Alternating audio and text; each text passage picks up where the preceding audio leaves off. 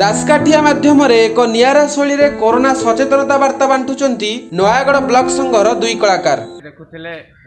जे दुई जन आम गहन अच्छा दासकाठिया से कोरोना सचेतन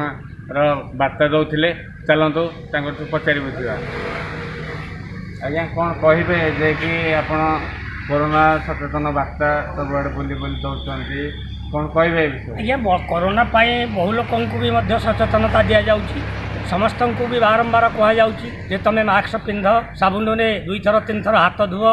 एवं जदि घर बाहर जदि किसी कम अच्छी ताले पदा को बाहर जदि कम ना ताले घरे रुह आउ जदि पदा को बाहर ताले दूरता बजाय रखी कथबार्ता कर एवं जेते थर तुम्हें आसो से थर बारंबार साबुन रे हाथ धोए तेणु बारंबार कहुच्छी आउ सरकार जो कोविड नियम करिचंती तेणु से कोविड नियम मानिक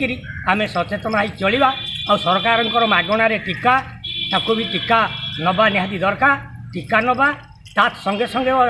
डॉक्टर माने मागणार भी चिकित्सा करुचंती चिकित्सा पाइक लोक मैंने रोगमुक्त होकर गृह को फेरुंट तेणु आम जो मुख्यमंत्री जो प्रयास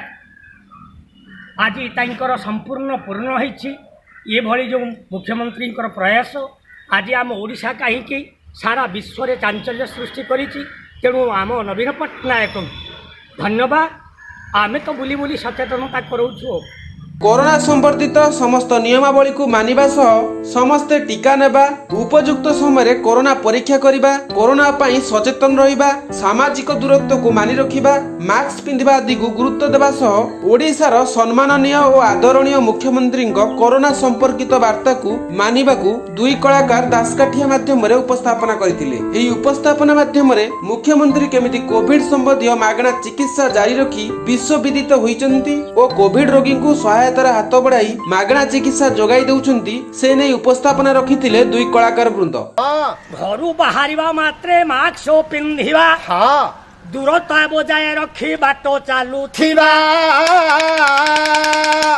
गहली चहली केउ जगार न करिबा भाई यही कथा सरकार बाबुरे गहली चहली करवानी जदि काम दाम किछि नाही काम ताले बिना ये आमे बाजार को कि शहर को कोठी बाहरिबा नाही गहली चहली कौन जगह करवा नाही बाबुरे मास्क आमे पिंधिबा दुईटी मास्क दरकार गोटे मास्क बदले आउ गोटे मास्क पिंधिबा ताकू धोइबा भल भाव रे एवं खरार सुखाइबा सैनिटाइजर करिबा साबुन रे भल भाव रे हाथ 3-4 थर सफा रखिबा तेबे जाई आमे रोगरु मुक्त हवा बाबुरे खाली सेतिकी नुहे आम मुख्यमंत्री कले जहा आरे भाई कोविड नियम एबे सुन मन देई बाबुरे ये कोविड रे जेते सब संक्रमण रोगी आसुचंती परीक्षा करिया पाई मागणा रे तांकु टीका दिया हुए ठीक मागणा रे इंजेक्शन दिया जाए एवं मागणा रे तांकु चिकित्सा करा जाए ए भली चिकित्सा पाई से माने आरोग्य होई गृह को फेरंती ए सब हम नवीन पट्टनायक योजना माध्यम चली केते केते लोक माने होई छंती मुक्त कोरोना रोग रे केते हेले रे निहत केते केते लोक भी कोरोना रोग रे प्राण विसर्जन करिछंती तेबे आमे ताको आखि आगरे रखी ताको सुरक्षित नवीन सरकारंकर हम मुख्यमंत्री निर्देश मुताबिक आमे सचेतनता रहिले ये कोरोना आम पाखरु दूरे जीव नचेत मारी बसिब ये कोरोना पाई के आउ नाही टी उपाय Nayagarh block vice chairman Subhash कौन चलतु पचारि बुझा मिस्टर कौनक ठारू कोरोना सचेतन वार्ता माध्यम जो दासकाठी आसते चलतु पचारि बुझा मिस्टर कौन न्यूज परिवर्तन को आपको स्वागत नमस्कार आपन कौन कहे जेहेतु कोरोना महामारी एते विपद सृष्टि करिछि जाफल कि दासकाठिया माध्यम जो सचेतन वार्ता दिया होता ब्लॉक कौन कहे आप विषय देखु मु नयागढ़ ब्लॉक भाइस चेयरमैन हवा सहित मु जड़े कलाकार जड़े मोर सदा बेले कला माध्यम चेष्टा थाए जो लोक किसी सचेतन वार्ता जोगाई देवाई तेणु मोर दुई साथी कलाकार को डाकी लोकों मध्य सचेतन वार्ता किसी दवापाई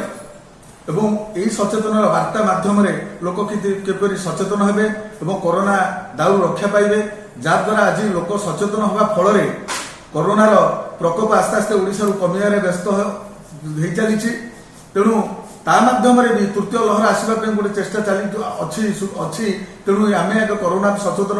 गोटे चेष्टा करवा दरकार आज दासकाठिया माध्यम लोक सचेतन वार्ता आम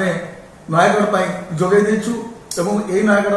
कहीं सारा ओडिशावासी ए सचेतन वार्ता भी शुणी पारे। अच्छा ये जो सचेतन वार्ता दिगला यहाँ ग्रामांचल दिज्व ना केवल सहरांचल मान से आम नयगढ़ ब्लॉक कला संस्कृति संघ एवं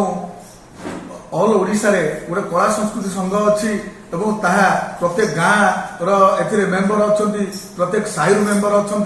सचेतन वार्ता आस्ते आस्ते साई गाँव रु आरंभ कर सारा ओडिशा को परिव्याप्ति हम और समस्ते भी सचेतन हो पारे और समस्त कलाकार को मो तरफ भी ये रही अनुरोध जे समस्ते किछि किछि मात्रा रे कलाकार माध्यम कलाकार हिसाब से सचेतन करांतु एवं लोक सचेतन हुंतु एवं कोरोना रो मुक्ति पांतु। धन्यवाद।